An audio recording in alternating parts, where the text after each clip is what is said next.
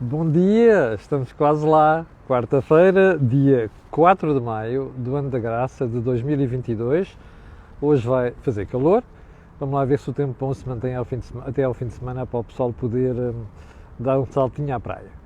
Olha, a edição de hoje não é muito longa, mas é complexa porque tem aqui alguns assuntos que vão levar algum tempo a explicar. E eu quero agradecer as sugestões, os comentários e inclusive os mails que tenho recebido de uma série de espectadores a sugerir que aprofunde algumas matérias. O problema é que o programa tem máximo 20 minutos, supostamente, e a gente não consegue tratar disto tudo. Em todo caso, alguns destes assuntos estão a preocupar as pessoas. O que é que eu vou passar a fazer? Vou passar a fazer vídeos curtos, envolvendo até comentadores, estilo entrevista, para que as pessoas possam perceber melhor essas matérias. E uma dessas matérias é precisamente a inflação. Eu já tinha feito um vídeo com o Jorge Marrão aqui há umas semanas e provavelmente vou voltar a falar. Já agora vou só recordar aquilo que é só um pormenor. Já está disponível o Think Tank de ontem.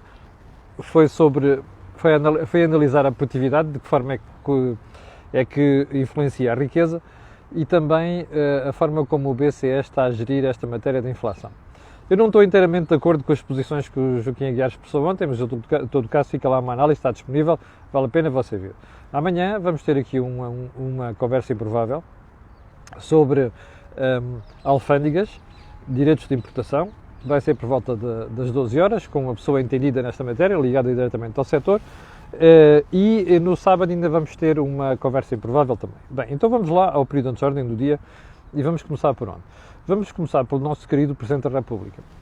O Presidente da República, como sabe, gosta de falar tudo e mais alguma coisa. E é incapaz de resistir quando alguém lhe põe o microfone à frente. E muitas vezes, ou fala e não diz nada, que foi o caso de ontem, ou fala e a gente fica com a sensação de que está a tentar acomodar todos os interesses em causa. Ontem, o Presidente da República foi instado a comentar esta não baixa dos combustíveis, acusação do Governo e de muita gente, e começa para ali a perorar, e eu cheguei ao fim do discursinho do Sr. Presidente da República e não percebi nada. Ou melhor, eu percebo o assunto e eu vou falar sobre ele aqui hoje, já falei sobre ele ontem, já tinha falado antes de ontem, enfim, isto é uma demagogia barata. E a verdade não é daqui da cor do dinheiro, mas é dos governantes e da classe política. Mas o que é chocante aqui é ver o Sr. Presidente da República perorar sobre uma matéria. Ele tem possibilidade de se informar sobre o assunto, é só pegar no telefone e fazer 2 ou 3 chamadas, e ele conhece pessoas suficientes para se informar, mas depois anda para ali naquele babbling, e depois não sai nada. Não é útil. Mas vale dizer assim, eu não quero pronunciar sobre o assunto. Falem com as entidades responsáveis. É mais honesto, é mais bonito. Bom, segundo ponto, ontem a Galp apresentou os resultados do primeiro trimestre e soubemos que ganhou 155 mil milhões de euros. Aliás, 155 milhões de euros, desculpem, assim é que é. E que também vai fazer 188 milhões de investimento. Agora, dois pormenores. Onde é que você acha que o Galp ganhou mais dinheiro? No petróleo. Investimentos feitos no upstream, como costuma dizer, upstream, montante, downstream, jusante. É significativo, porque a grande conversa da empresa nos últimos anos, inclusive quando se mudou o CEO, era para apostar no verde, não é? Está a ver depois onde é que vêm os negócios, está a ver onde é que vem o dinheiro. Eu não vou dizer que há aqui uma contradição, mas é para você pensar um bocadinho. Faites la liaison. Ponto seguinte. Mário Draghi, ex-presidente do Banco Central Europeu, primeiro-ministro da Itália, atualmente uma das pessoas mais competentes e mais pragmáticas e mais sensatas na Europa, que nos últimos 2 dias esteve em foco. Esteve em foco porquê?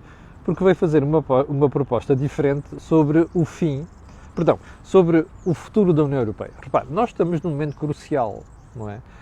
A ordem que conhecíamos, a ordem internacional está a mudar. E quando estas coisas estão a mudar, é preciso perceber, no caso da União Europeia, que é os momentos em que a União Europeia mais cresce. É nestas crises, é com estas crises, porquê? Porque, como você sabe, a Europa é um conjunto de nações.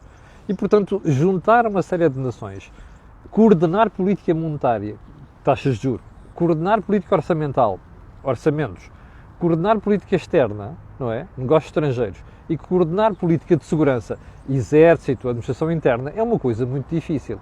E é aquilo que a União Europeia ainda hoje não fez. Nós temos tratado o assunto com frequência no think tank, ainda ontem falámos disso, mas é nestes momentos que nós descobrimos que a Europa salta. E o que é que aconteceu nos últimos 2 dias? O Sr. Draghi está preocupado com esta história de coordenar a política energética da Europa, nomeadamente a reação à Rússia. E como sabe, também há países da União que não estão virados para aí, nomeadamente a Hungria, expliquei-lhe aqui ontem. Qual é a proposta do Sr. Draghi? É tomar decisões cada vez mais por maioria e menos por unanimidade, porque basta o veto da Hungria para não se avançar nesta matéria. Aliás, nesta e noutras matérias. Ora, este assunto anda em discussão na União Europeia há alguns anos já e agora ganha um novo elan. Nós só podemos aplaudir isto. Porquê? Porque a União Europeia, se quiser funcionar mesmo, e ela tem que ter uma coesão política cada vez maior, nomeadamente nestas áreas que estivemos aqui a falar, ela só vai avançar se nós tivermos um cheirinho de federalismo. Ora, isto é um cheirinho de federalismo. Agora, para se avançar mais, vai ser preciso mexer mais uma série de áreas, que não vai ficar só por aqui. Portanto, isto é um debate que apenas está a começar. Agora, saúda-se ver pessoas com a responsabilidade e com a capacidade de análise de Mário Draghi estar a fazer estas sugestões e estas propostas. Bom, diz-nos o público de hoje, vou-lhe mostrar aqui a manchete do público de hoje, que é para não ficarmos no ar, que só 11% das autarquias assumiram competências na área da saúde. Bom, isto é a tradução de um assunto de que nós temos tratado aqui com alguma acuidade nas últimas semanas. É aquela conversa de o Governo quer alijar responsabilidades na área da saúde, da educação e também na segurança social e está a tirar isto cada vez mais para as autarquias. Aquele argumento que é a descentralização. O problema destas coisas, como você está a ver por aqui, repare, as autarquias podem ter, sobretudo aquelas que são sensatas, bem geridas, com presidentes da Câmara muito bons, e há muitas pelo país fora, graças a Deus, têm vontade de tratar estas matérias. Agora, a pergunta que você pode fazer, uma vez que esta discussão começou em 2018, porquê é que não se avançou mais nesta matéria? E porquê é que não se avança mais nesta matéria, como os números próprios mostram? É muito simples. As autarquias estão a ser empurradas para receber responsabilidades do Governo Central sem que tenham a sua contrapartida, nomeadamente a contrapartida financeira. Você dirá, está bem, mas isto também é uma válvula de segurança porque as autarquias gastam muito dinheiro. Bom, o problema da vida democrática é este. Nós temos que entregar esta responsabilidade distribuindo-a pela sociedade e depois deixar o eleitor julgar aquele que gera melhor e aquele que gera pior. O que está a acontecer é exatamente o contrário. O Governo entrega responsabilidades, diz que está a fazer descentralização e ao mesmo tempo não entrega dinheiro. Isto que aqui está é a melhor forma de andarmos a estimular aqueles malucos que defendem a regionalização. Havemos de voltar a este assunto. Ponto seguinte, vamos então para os assuntos principais de hoje. Nos assuntos principais de hoje vamos ter duas coisas, o SNS e vamos ter também a questão dos combustíveis, que é para você perceber como é que este país é tão mal governado e como é que nós temos políticos tão rasca em Portugal, ok? Não se esqueça disto. O grande tema do debate hoje, nós temos políticos rasca em Portugal. Então vamos lá. Primeiro aspecto, não sei se você reparou, mas no 1º de maio, o Sr. Primeiro-Ministro, dia do Trabalhador, dia da Mãe, o Sr. Primeiro-Ministro meteu cá para fora um tweet com uma matéria muito sensível ao ouvido do português comum.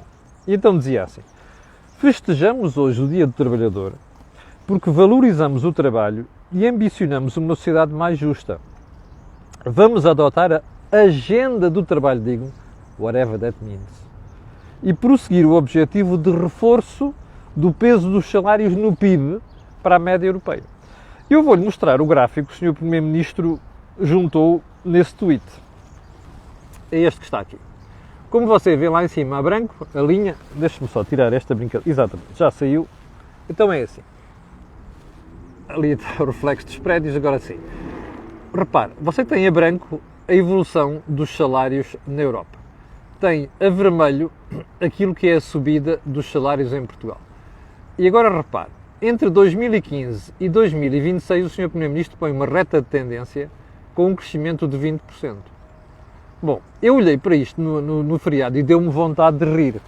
Aliás, o assunto foi magistralmente tratado ontem no think tank pelo Jorge Marrão, que até se deu ao trabalho de fazer um gráfico para lhe mostrar uma coisa inacreditável, que em 1974 os salários em Portugal pesavam no PIB 74% ou à volta disso. É mais do que pesam hoje, está a ver? Bom, Aliás, não é 64%, é acima de 50%. Que é o contrário do que acontece hoje. Vá lá ver que vale a pena, mas eu ainda hei de fazer um trabalho com o Jorge Marrão sobre explicar isto. Bom, como se pode perceber, o Jorge Marrão não fez a defesa do Estado Novo. Nem nós aqui fazemos a defesa do Estado Novo. O que estamos aqui a dizer é alguma coisa está profundamente mal para nós em Portugal andarmos com este debate agora. Bem, mas agora vamos deixar isso de lado. O que é que faz impressão aqui? É que eu vi aquele tweet e pensei assim, bom, mas este tipo é maluco. A sério. Por acaso disse outra coisa mais feia. Não posso reproduzir aqui.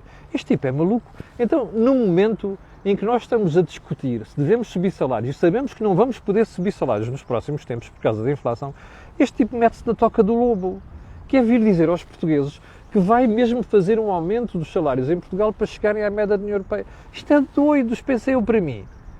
Dito e feito, o tipo é doido. Porque naquele afã de fazer politiquice e populismo rasca, o senhor Primeiro-Ministro esqueceu-se de uma coisa. É que os portugueses não são parvos. Eu sei que há analistas parvos. E sei que há analistas freteiros, que depois não vêm denunciar estas marmeladas. Mas repara uma coisa. Você está a dizer aos portugueses assim, vou subir os salários. E ao mesmo tempo está a discutir com a função pública a dizer que já não vai mexer salários neste ano. Ao mesmo tempo está a dizer aos portugueses que estamos atentos, vamos subir os salários, mas os salários não vão poder subir de acordo com a inflação. Qual é a lógica disto? Pela boca morre o peixe, está a perceber? O que é espantoso é como é que no gabinete do Primeiro-Ministro, que são os mestres da comunicação, não há quem chame a atenção para estas incoerências, no mínimo que se pode dizer. Bem, então vamos lá ao segundo tema da conversa de hoje e vamos voltar à manchete do Público. Porque se você reparar, aqui em baixo, na manchete do Público, você tem uma história sobre o Serviço Nacional de Saúde, SNS. E o que é que diz essa história? Bom, uma coisa muito simples.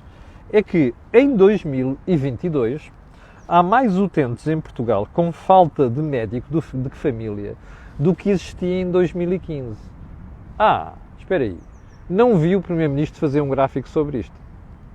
Não vi o Primeiro-Ministro apresentar aos portugueses uma tabela sobre isto, a dizer assim, durante os meus governos, de 2016 a 2022, nós acabámos com menos médicos, ou melhor, com mais portugueses sem médico de família do que existiam em 2015. Não vi. Você viu? Eu não vi. Bom, então vamos lá analisar isto com algum detalhe. No final de abril deste ano, havia 1.300.000 portugueses, dos 10,5 milhões de portugueses, que não têm mesmo médico de família. As razões para isto são fáceis de entender. Se você andar a ouvir a Ordem dos Médicos, olha, Miguel Guimarães tem tratado deste assunto de forma magistral nos últimos meses. Se você tiver ouvido quem anda a fazer estudos sobre a SNS, já percebeu qual é o problema. É muito simples. Olha, primeiro, aposentações. Só um pormenor. Sabe quantos médicos de família este ano, 2022, está previsto que se venham a reformar?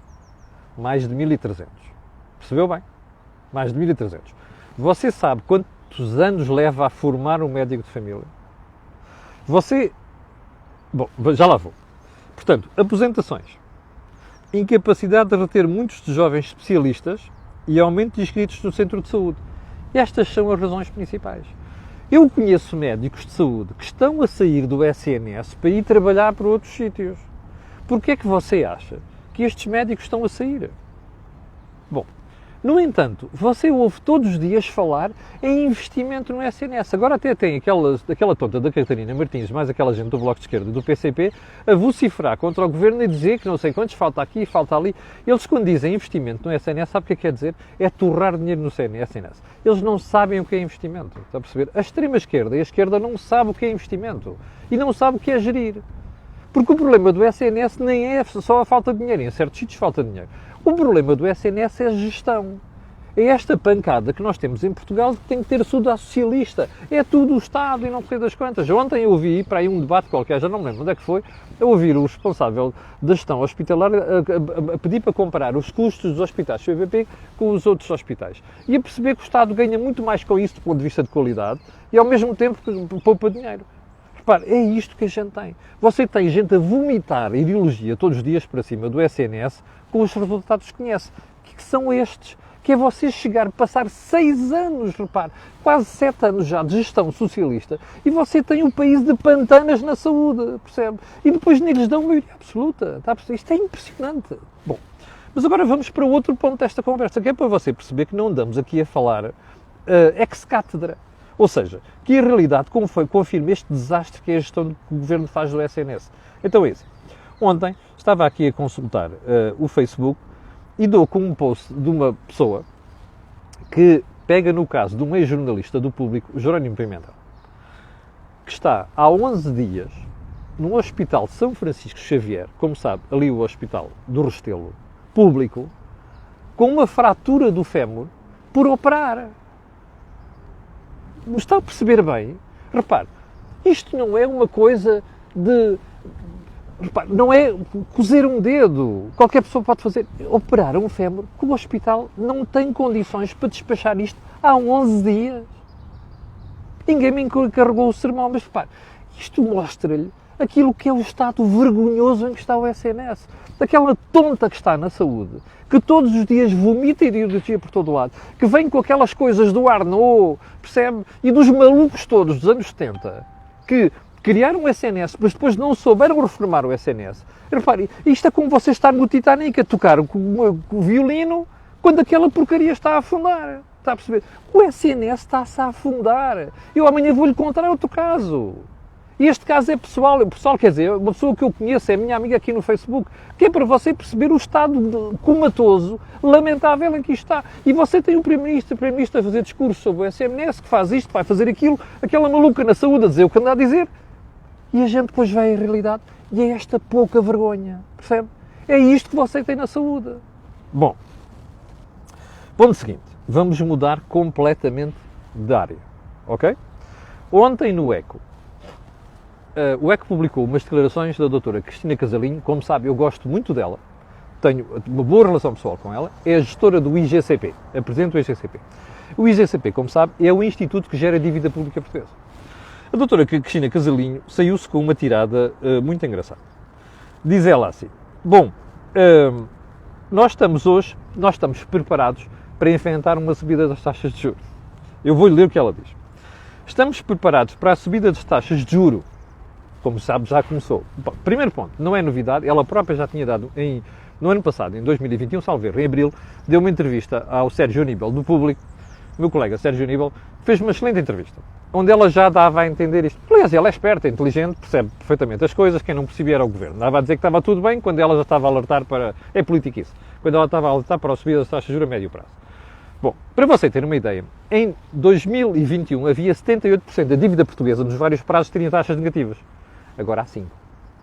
É para ver como a previsão dela se cumpriu. Bom, mas a Cristina Casalinho diz assim, estamos preparados para a subida de taxas de juros, isto é SIC, visto nos últimos anos se ter procedido ao aumento da maturidade média, que é o prazo da dívida, maturidade média de emissão de obrigações de médio e longo prazo. Bom, isto tem dois efeitos. Primeiro, como nós alongamos a dívida, já não está uma grande concentração de amortizações agora em cima do joelho, não é? Por outro lado, tem uma vantagem. Como esta dívida tinha sido emitida nos anos 2011, 2012, com taxas brutais, agora foi refinanciada com taxas mais baixas. Portanto, o que é que ela está a dizer? Nós agora temos taxas mais baixas. O que quer dizer o seguinte, nos próximos anos, apesar destas subidas que começou a haver agora, o que é que nós vamos ter? Isto não vai já afetar os orçamentos nem em 2022, nem em 2023, nem em 2024 e eventualmente 2025. Pormenor. Isto é verdade? É. Tecnicamente está correto. E a Cristina Casalinho tem razão. Qual é o problema disto? É que a Cristina Casalinho não mediu o impacto político desta entrevista. Político e populista. Porquê? Porque o que ela está a dizer aos portugueses é, não se preocupem. Não é isto que ela está a dizer, mas nas entrevistas, quando nós damos estas entrevistas e dizemos estas coisas, há sempre o soundbite. O que é que o cidadão comum se preocupa? Com o soundbite. E o soundbite vem nos jornais, vem nas televisões, vem nas rádios, vem nos governos. Você vai ver que um dia destes um governante vai dizer mas repare, até a doutora Cristina Casalinho, que gera o IGCP, está a dizer que não há problema nos próximos anos. O que nós estamos a dizer aos portugueses é assim, vocês estejam descansados, porque as taxas de juros estão a subir e isto não nos vai afetar. Desculpem. Isto é uma entrevista errada. A Cristina Casalinho, que me desculpe, ela podia dar esta entrevista tecnicamente a alguma instituição, não sei quantos, não pode fazer estas declarações em público. Porque isto passa para o português médio, para o cidadão comum, a ideia de que é assim, estejam tranquilos, está tudo bem, com as taxas já começaram a subir, mas nos próximos anos não vamos ser afetados. Os juros vão continuar baixos e, portanto, isto não vai aumentar os custos de financiamento. Só um pormenor, sabe quanto é que nós vamos pagar de juros durante este ano?